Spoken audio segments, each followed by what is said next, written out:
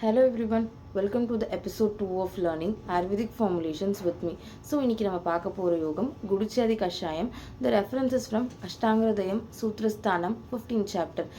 And the chapterல in the name of Gudichadi Ganam, Acharyas has mentioned certain drugs. With the drug, we will be preparing a kashayam and that is known as Gudichadi Kashayam. So the shlokas goes like Gudichi, Batmaka, Arishta, Dhanaka, Raktachandanam, Pittasleshma Jvaraschardir, Daha Trishnagnam, Agnikrit.